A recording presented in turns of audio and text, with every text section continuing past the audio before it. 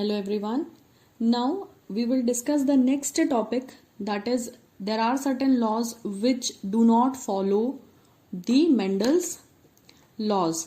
Mendel के अभी तक हमने 3 लॉ पढ़े थे, law of dominance and law of segregation, जो किस में आते थे, मोनोहाइब्रिड क्रॉस में, और डाईहाइब्रिड क्रॉस में हमने पढ़ा था लॉ ऑफ इंडिपेंडेंट असॉर्टमेंट. यहां पर मैं कुछ ऐसे लॉज बताऊंगी, स्पेशली हमारे सिलेबस में 2 हैं. 2 ऐसे लॉज हैं जिनके अंदर हम ऐसे क्रॉस पढ़ेंगे जिनसे हमें ये समझ आएगा कि मेंडल के बताए हुए लॉज 100% हर सिचुएशन में सही नहीं थे. It means we are going to now discuss the exceptions to Mendel's law, और we can call them as variations from Mendel's laws. हम ऐसी कंडीशंस पढ़ेंगे, ऐसे क्रॉस पढ़ेंगे जिसमें हम देखेंगे कि मेंडल्स के जो बताए हुए अब तक के लॉज थे वो फॉलो नहीं हो रहे. तो इस कैटेगरी में हम 2 लॉ पढ़ेंगे. पहला होगा इनकम्प्लीट डोमिनेंस,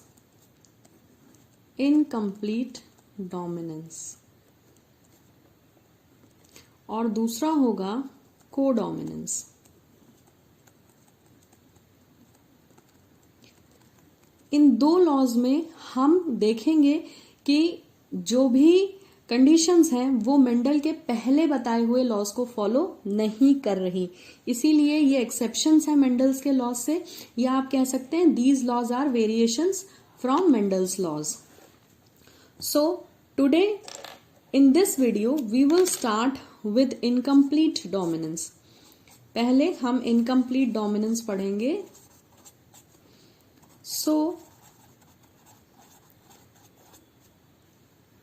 इसकी डेफिनेशन अगर हमें लिखनी है या अगर हमें इसे एक्सप्लेन करना है तो व्हाट इज इनकम्प्लीट डोमिनेंस, तो हम इसे अपने वर्ड्स में बहुत आसानी से बता सकते हैं कि व्हेन डोमिनेंट जीन, जो डोमिनेंट जीन होता है वो हमने अब तक क्या पढ़ा था कि अपने आप को एक्सप्रेस कर देता है, रेसेसिव के ऊपर वो पावरफुल होता है, रेसेसिव के असर को वो क्या कर देता है, सप्रेस कर देता है, दबा देता है और अपना असर दिखाता है. अभी तक देख रहे थे कि अगर एक भी लेटर कैपिटल आ जाता है तो वो डोमिनेंट होता है और वो अपना असर दिखाता है. लेकिन यहां पे क्या होगा, first of all let us write the statement and then I tell. What happens is when dominant gene fails, जब डोमिनेंट जीन फेल हो जाता है to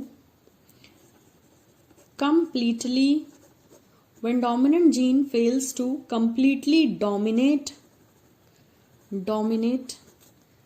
the recessive one, the state or the condition is called as incomplete माने अधूरी, आधी, incomplete dominance, right? हम इसे ऐसे भी कह सकते हैं कि it is the phenomena in which the dominant gene, ये वो फिनोमेना है जिसमें डोमिनेंट जीन जो है वो F1 हाइब्रिड ऑफस्प्रिंग्स में अपने आप को एक्सप्रेस नहीं करता. इस इनकम्प्लीट डोमिनेंस का जब आप क्रॉस देखोगे तो आपको पता चलेगा कि F1 जनरेशन में हमने क्या देखा था अब तक के क्रॉस में, कि जो F1 प्रोजेनी होती थी वो सारे के सारे डोमिनेंट होते थे, यानी अपने डोमिनेंट पेरेंट के जीन्स कैरी करते थे और उन्हीं को एक्सप्रेस करते थे. रेसेसिव F1 में दिखाई नहीं देता था, ये अभी तक हमने देखा था. लेकिन इनकम्प्लीट डोमिनेंस में हम ये देखेंगे कि ना तो डोमिनेंट पेरेंट ना तो रेसेसिव कोई भी अकेले अपने आप को एक्सप्रेस नहीं करेगा, बल्कि हमें यहाँ पे मिक्सिंग देखने को मिलेगी, यानी 50% डोमिनेंट अपने आप असर दिखाएगा और 50% रेसेसिव, तो हमें रिजल्ट बीच का मिलेगा. अब हम एक एग्जाम्पल ले लेते हैं और फिर इसको डिस्कस करते हैं. तो डेफिनेशन वाइज इनकम्प्लीट डोमिनेंस क्या हुआ, इसे हम कहेंगे कि जब डोमिनेंट जीन फेल हो जाता है और अपने आप को पूरी तरह से एक्सप्रेस नहीं कर पाता, आधा एक्सप्रेस करता है या 50% एक्सप्रेस करता है और 50% रेसेसिव जीन अपने आप को एक्सप्रेस करता है, तो वो कंडीशन इनकम्प्लीट डोमिनेंस की होती है. Now we will take some peculiar examples and then we will discuss the things in detail. There is a plant, आपने सुना होगा उसका नाम 4 o'clock plant, which is called as Mirabilis jalpa. ये इसका botanical name है. This is also called as 4 o'clock plant. इसका example देखेंगे. फिर एक और प्लांट होता है एंटेरिनम.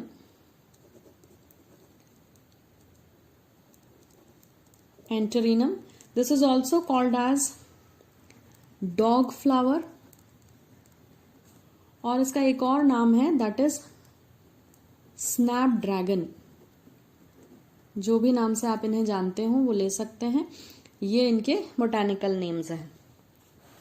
तो ये दो एग्जाम्पल इनकम्प्लीट डोमिनेंस के लिए हम प्लांट्स के देखेंगे.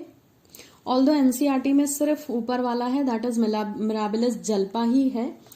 बाकी के दो एग्जाम्पल्स जो मैं बताऊंगी वो एक्स्ट्रा हैं. They are not given in NCERT but they will surely help you for better understanding of the concept. So Mirabilis jalapa and antirrhinum ये दोनों प्लांट्स के एग्जाम्पल हैं. और तीसरा एग्जाम्पल हम लेंगे अंडलूशियन फाउल बर्ड का. किसका? तो the name of the bird is Andalusian fowl and it's a bird. यानी दो एग्जाम्पल हम प्लांट्स के लेंगे और एक हम बर्ड का एग्जाम्पल लेंगे और फिर हम समझेंगे इस इनकम्प्लीट डोमिनेंस को. So let us start doing the cross and then better we will be able to understand the statement which is written here. Now see, first of all we will discuss the case of example A and B. A and B में दोनों plants थे, that is Mirabilis jalpa and Antirrhinum, that is your dog flower और snapdragon. तो इन दोनों में ही same case होता है. So basically इनके लिए मैं जो है एक ही क्रॉस बनाऊंगी क्योंकि एग्जैक्टली सेम कंडीशन होती है. इन दोनों ही प्लांट्स में जो है दो तरह के फ्लावर होते हैं. Both of these plants they beer red and white flowers.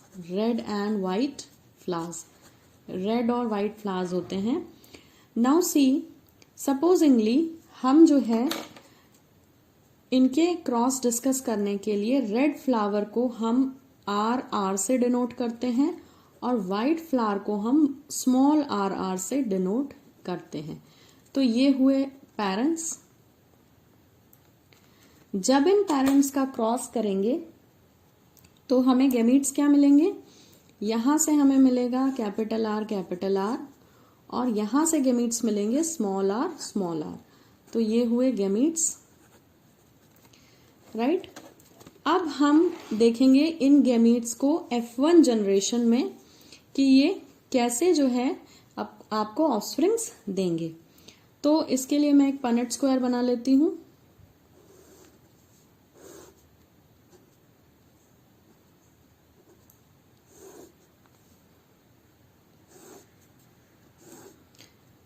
Now जो आपको ये दो गैमेट्स मिले हैं कैपिटल आर जो रेड फ्लावर डिनोट कर रहे हैं उसे यहां लिख लें. और वाइट कलर तो होता नहीं है हमारे पास, तो हम क्या कर सकते हैं, वाइट के लिए ब्लैक कलर यूज कर लेते हैं अपोजिट मानते हुए. सपोजिंगली कि ये जो है ये मेल फ्लावर है या मेल प्लांट के गैमीट्स हैं और ये फीमेल प्लांट्स के हैं. वाइस वर्सा भी ले सकते हैं, उससे कोई दिक्कत नहीं है. तो ये क्रॉस हम F1 जनरेशन के लिए बना रहे हैं. तो F1 जनरेशन में हमें रिजल्ट क्या मिलेगा? इस आर को इस आर से क्रॉस करें तो कैपिटल आर एंड एक कैपिटल आर एक small r. Similarly if you will cross then you will find that you are going to get all the 4 offsprings with this genotype, right? तो ये आपको क्या मिले हैं? ये आपको 4 प्लांट्स मिले हैं with genotype R and R, capital R and small r. अब अगर ये लॉ ऑफ डोमिनेंस का क्रॉस होता तो क्या एक्सपेक्टेड था कि ये जितने भी चारों फ्लावर्स मिले हैं ये कैसे होते? ये होते रेड, क्योंकि इसमें एक आर आया है और एक कैपिटल आर किसको डिनोट करता है? डोमिनेंट जीन को। तो फ्लावर चारों कैसे होने चाहिए थे? रेड होने चाहिए थे, जो लॉ ऑफ डोमिनेंस में बताया गया था कि एक जीन भी अगर कैपिटल आएगा तो वो अपना असर दिखाएगा। लेकिन यहां पर क्योंकि ये इनकम्प्लीट डोमिनेंस का एग्जाम्पल है, तो ये चारों ही फ्लावर्स पिंक कलर के होंगे। All the 4 flowers will be of pink colour but not red. Red नहीं होंगे। ये चारों ही फ्लावर्स किस कलर के होंगे? ये पिंक कलर के होंगे।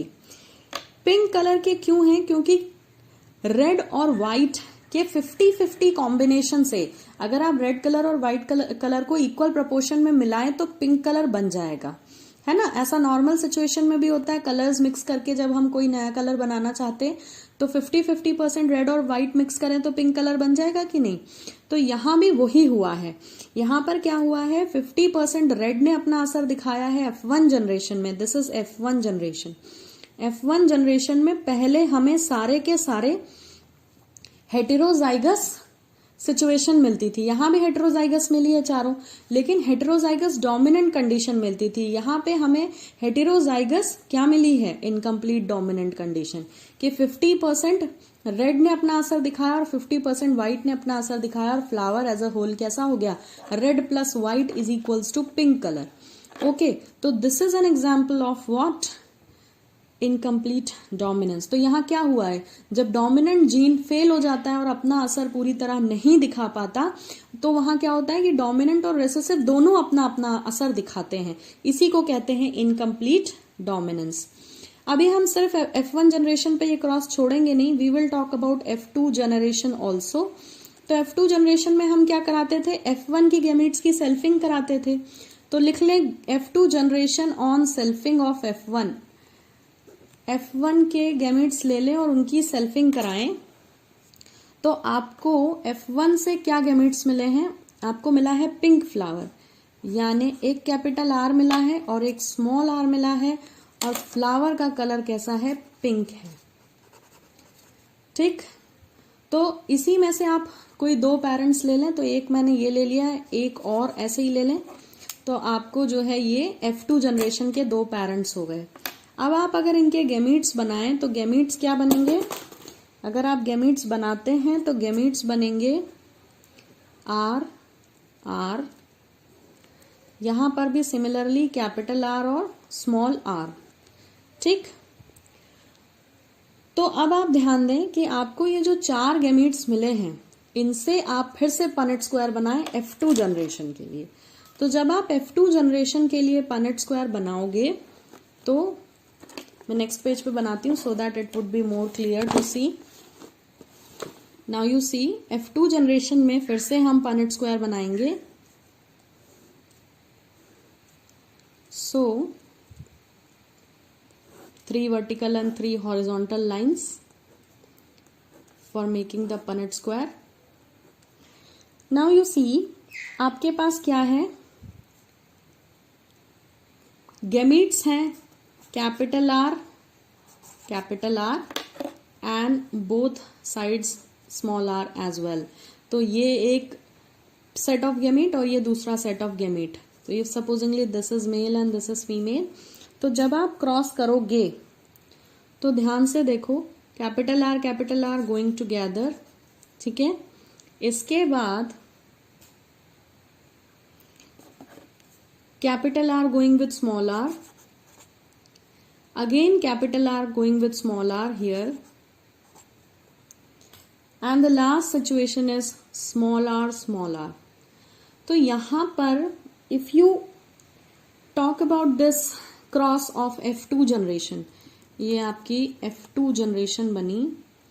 इस F2 जनरेशन में आपको फिर से 4 प्लांट्स मिले हैं और इन 4 प्लांट्स का पूरा डिटेल स्टडी हम करते हैं। हमें क्या मिले? 3 तरह के जीनोटाइप मिले। एक जीनोटाइप मिला है कैपिटल RR, 2 जीनोटाइप मिले हैं कैपिटल R स्मॉल r, और एक जीनोटाइप मिला है प्योर स्मॉल r। तो now if we talk about the colour of these flowers, यहां पर एक चीज ऐड करें, हमें एक बार कैपिटल RR मिला है, 2 बार ऐसा मिला है और 1 बार स्मॉल RR मिला है। तो now if we discuss the colour of the flower in F2 generation, ये F2 जनरेशन है, तो F2 जनरेशन का रिजल्ट अगर आप देखें तो ये फ्लावर कैसा है, रेड, ठीक है। इसके बाद ये दो फ्लावर्स कैसे होंगे, पिंक, क्योंकि इनकम्प्लीट डोमिनेंस होगा इनमें, ठीक है, तो ये पिंक होंगे। और लास्ट वाला जो फ्लावर है वो वाइट होगा, ठीक है, वाइट होगा। तो अगर आप फिनोटाइपिक और जीनोटाइपिक रेशो लिखते हो तो जीनोटाइपिक रेशो तो आपको समझ में आ ही गया है कि 1:2:1 है। सो इनकम्प्लीट डोमिनेंस का जीनोटाइपिक रेशो इज 1:2:1, यानी एक फ्लावर का जीनोटाइप कैपिटल R, दो का कैपिटल R स्मॉल r और लास्ट वाले का स्मॉल r। तो जीनोटाइप का मतलब होता है ये फॉर्म जो लिखा होता है, ऑलरेडी डिस्कस कर चुके हैं हम टर्मिनोलॉजी सेक्शन में। अब बात आती है फिनोटाइपिक रेशो की। अगर आप इसका फिनोटाइपिक रेशो देखो, फिनोटाइपिक मतलब फिजिकल अपीयरेंस, तो आप ध्यान से पहले लॉ ऑफ डोमिनेंस की F2 जनरेशन याद करें। वहां पर आप क्या लिखते थे, ये प्लांट भी टॉल होता था कैपिटल टी के कारण, और यहां आपको कैपिटल टी स्मॉल टी मिलता था, तो आप इसे भी हेट्रोजाइगस टॉल बोलते थे। तो आप बोलते थे हमें एक होमोजाइगस टॉल मिला, दो हेट्रोजाइगस टॉल मिले, तो टोटल 3 प्लांट टॉल मिलते थे और एक ड्वार्फ मिलता था। लेकिन इनकम्प्लीट डोमिनेंस में फिनोटाइप क्या है, आपको एक रेड फ्लावर मिला है, 2 पिंक फ्लावर मिले हैं और साथ ही एक व्हाइट फ्लावर मिला है। यानी कि phenotypic ratio law of dominance की तरह 3:1 नहीं है, बल्कि क्या है 1:2:1। एक फ्लावर रेड, 2 पिंक और एक व्हाइट, राइट। यानी हमें यहां से एक और चीज समझ आती है कि अगर आप इनके जीनोटाइपिक और फिनोटाइपिक रेशोज को ध्यान से देखो तो you will be able to derive a conclusion over here. और वो कंक्लूजन ये है कि इनकम्प्लीट डोमिनेंस के केस में, इनकम्प्लीट डोमिनेंस के केस में जो फिनोटाइपिक एंड जीनोटाइपिक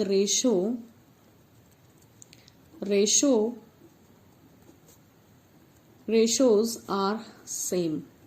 ये सेम नहीं थे कहां पर, जब आप मेंडल के लॉज पढ़ रहे थे, लॉज ऑफ डोमिनेंस, ये अलग अलग होते थे। वहां भी जीनोटाइपिक रेशो 1:2:1 ही था, बट फिनोटाइपिक रेशो 3:1 मिलता था। 3 प्लांट टॉल मिलते थे, एक ड्वार्फ मिलता था F2 में। लेकिन यहाँ F2 में आपको क्या मिल रहा है, फिनोटाइपिक रेशो 1:2:1। तो फिनोटाइपिक और जीनोटाइपिक दोनों ही रेशोज जो है लॉ ऑफ इनकम्प्लीट डोमिनेंस में आपको क्या मिलते हैं, सेम मिलते हैं। नाउ एट द लास्ट हम डिस्कस करेंगे अंडलूशियन फाउल बर्ड का एग्जाम्पल। वो भी बहुत नाइसली जो है आपको इनकम्प्लीट डोमिनेंस को समझने में मदद करेगा। So this is the third example from the list given on first page.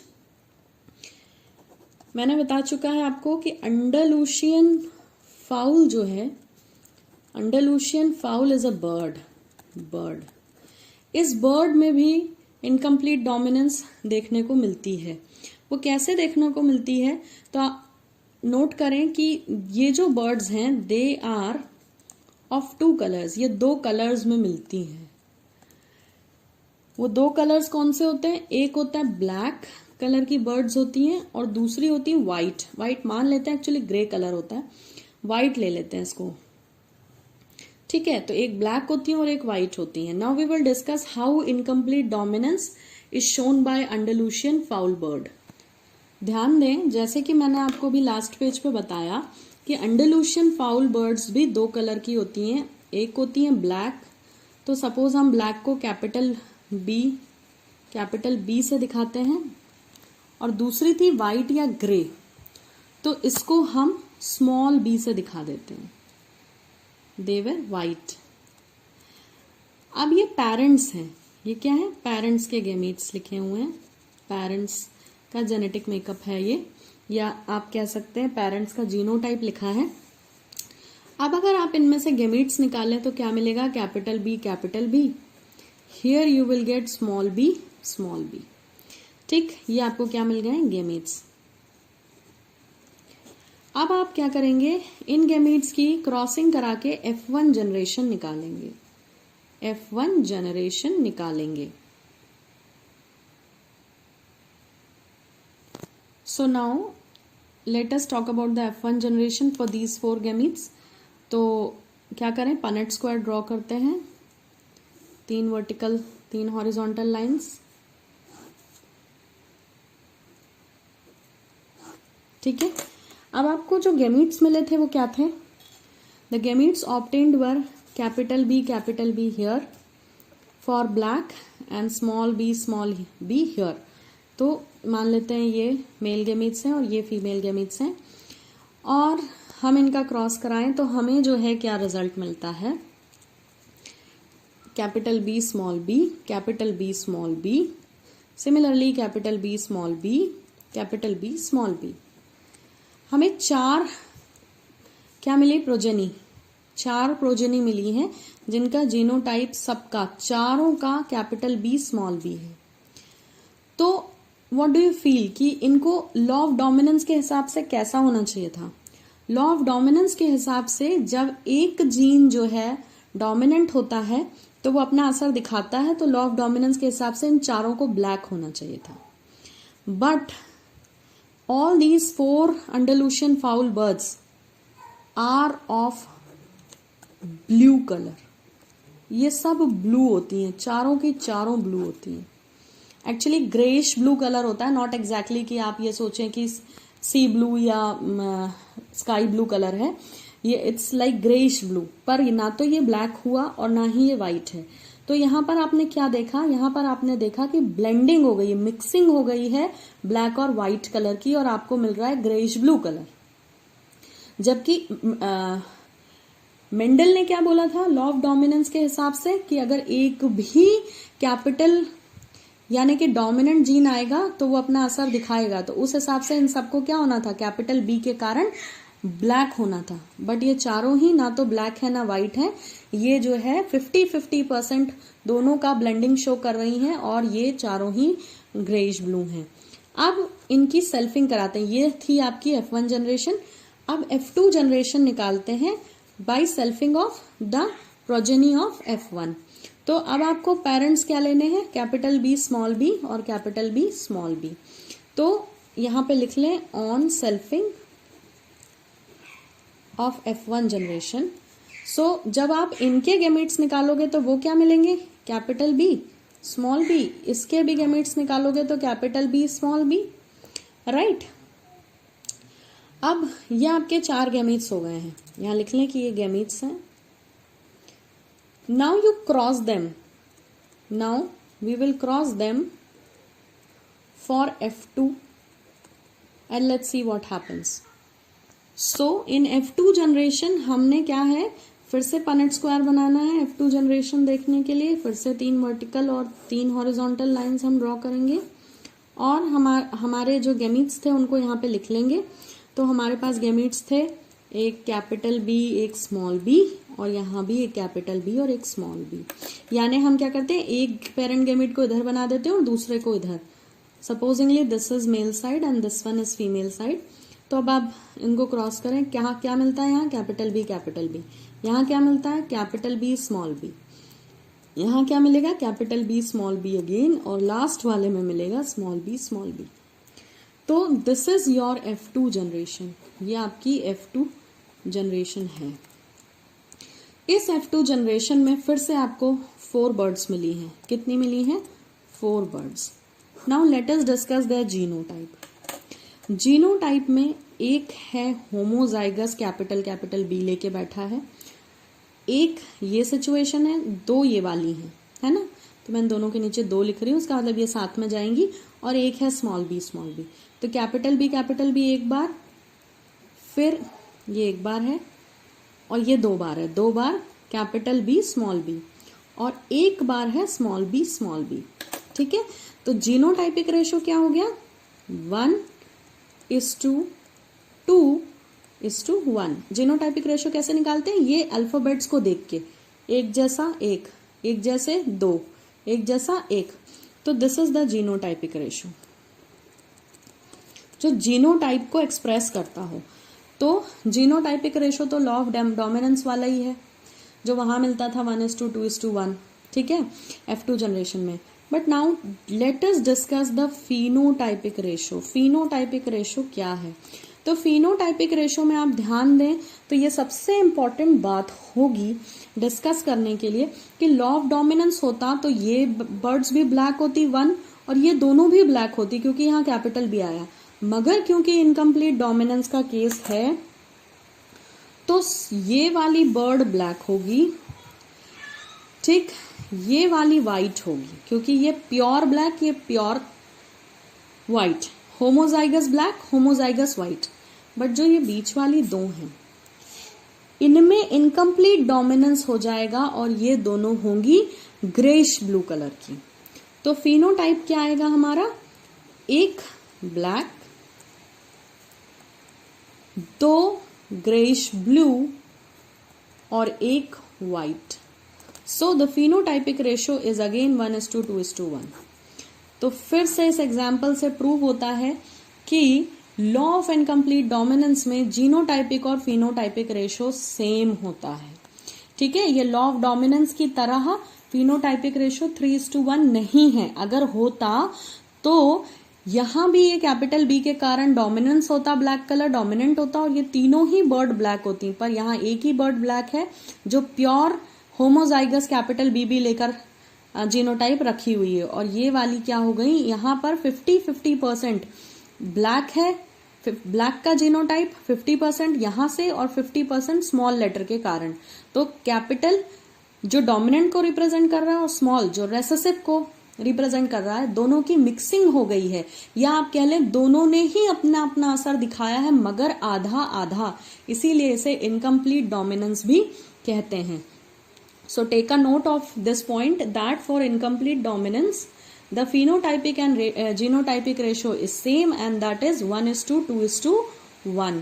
यहाँ पर एक बहुत इंटरेस्टिंग पॉइंट नोट करने वाला है कि जो ये अंडलूशियन फाउल बर्ड है इसकी ब्लैक और व्हाइट वेराइटीज बहुत सस्ती बिकती हैं मार्केट में, और ब्लू वाली जो है वो बहुत अच्छी मानी जाती हैं, तो ये बहुत कॉस्टली बिकती हैं। तो जो पोल्ट्री फार्म वाले थे जो इन बर्ड्स को रियर करते थे, जो इनका जो है इनको रख करके और इनकी ब्रीडिंग करा के इनको सेल करते थे, उनने क्या सोचा कि सारी ब्लैक और सारी व्हाइट बर्ड्स को मार दिया जाए तो क्या बचेंगी सिर्फ ब्लू वाली, और इनकी इनब्रीडिंग कराई जाए। तो ब्लू बर्ड्स, ब्लू यानी वो क्या कर रहे थे, बी और बी इसका क्रॉस करा रहे थे, यानी ये सीधे F2 जनरेशन का क्रॉस करा रहे थे। खाली ब्लू बर्ड्स को आपस में क्या कर रहे थे, मेट करा रहे थे। और उनने क्या सोचा था कि ब्लू बर्ड्स को मेट कराएंगे तो ब्लू बर्ड्स ही होंगी सारी।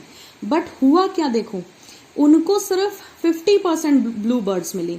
देखो 25% क्या मिली, ब्लैक मिली, 25% व्हाइट मिली और सिर्फ 50% क्या मिली, इनको ब्लू बर्ड्स मिली। जबकि इनने क्या सोचा था कि हमें पूरी की पूरी चारों बर्ड्स जो है यहाँ पर क्या मिल जाएंगी, ब्लू मिल जाएंगी। मगर ऐसा नहीं हुआ। Actually they were not having the knowledge of this incomplete dominance, तो उन्होंने ये गलती की। अदरवाइज उन्हें अगर पता होती ये चीज कि इनकम्प्लीट डोमिनेंस जैसा कुछ होता है तो F1 जनरेशन में ही उनको चारों बर्ड्स क्या मिल गई थी, ब्लू मिल गई थी। इसीलिए ब्लैक और व्हाइट बर्ड्स अंडलूशियन में बहुत इंपॉर्टेंट है, क्योंकि इनकी F1 जनरेशन 100% ब्लू बर्ड्स देती है। देखें अब मैं आपको दिखाती हूं, यहां पे ध्यान से देखिए, ये किसका क्रॉस था, प्योर ब्लैक और प्योर व्हाइट का, और रिजल्ट क्या मिला था आपको, चारों बर्ड्स ब्लू मिली थी, एक भी ब्लैक एक भी व्हाइट नहीं थी F1 में। तो इसीलिए हमें पता चलता है कि इनकम्प्लीट डोमिनेंस हुआ है, तभी तो एक भी बर्ड व्हाइट नहीं है और एक भी ब्लैक नहीं है। बट उन लोगों को ये इन्फॉर्मेशन नहीं थी, इसलिए उन्होंने क्या किया, ब्लैक और व्हाइट दोनों ही बर्ड्स को खत्म कर दिया और ये सोचा कि ब्लू और ब्लू की क्रॉसओवर करा के हमें सब ब्लू बर्ड्स मिल जाएंगी। बट रिजल्ट कितना मिला, सिर्फ 50%। So I hope incomplete dominance is clear to everyone. और यहाँ पर एक चीज जो आपने नई सीखी वो ये थी कि इनकम्प्लीट डोमिनेंस के केस में जो जीनोटाइपिक एंड फिनोटाइपिक रेशो है वो पूरा 1:2:1 है, सेम है। तो जब क्वेश्चंस आते हैं तो ये क्लू रहता है, क्वेश्चन में ऐसा कुछ पूछते हैं कि for a particular cross the genotypic and phenotypic ratio is same. Now identify the type of the law और द क्रॉस. तो आंसर इज इनकम्प्लीट डोमिनेंस. इसे याद रखें कि सिर्फ इनकम्प्लीट डोमिनेंस के केस में जो है जीनोटाइपिक और phenotypic रेशियो सेम होता है और कहीं नहीं होता. So that's all for incomplete dominance. Thank you for watching.